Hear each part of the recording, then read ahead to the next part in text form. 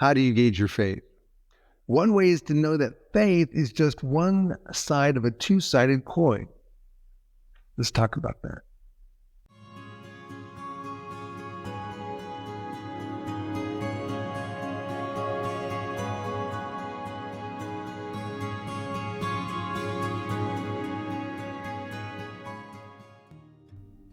Hi, I'm Dr. Chuck Day.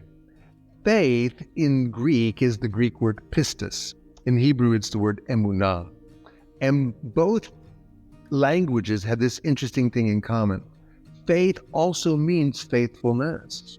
Now, this is something I didn't know earlier in my life. And I remember when I was at university and at that time, the faith movement, the word of faith was being preached, and I was really excited about it. People were talking about Mark 11:22, which is usually translated, have faith in God. Now, Jesus has cursed a fig tree.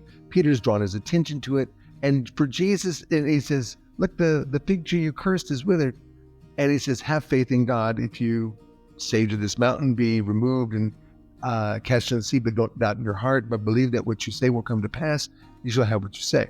And so what I discovered in my Greek class is that actually it says, have the faith of God.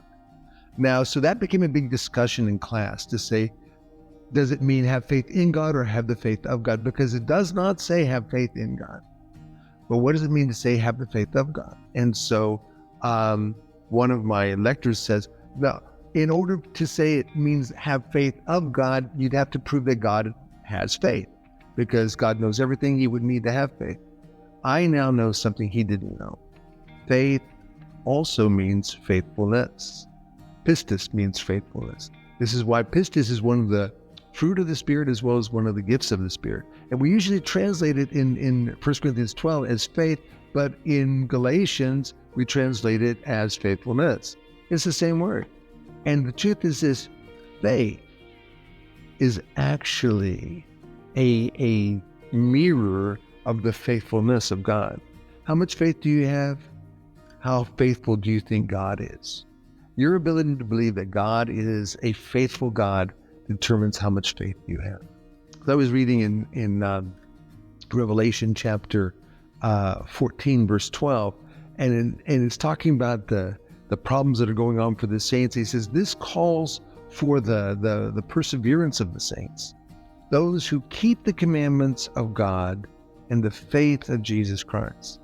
Now, or their faith in Jesus Christ, but it really says the same as in Mark 11:22, have the faith of Jesus Christ. What does that mean? That means faithfulness.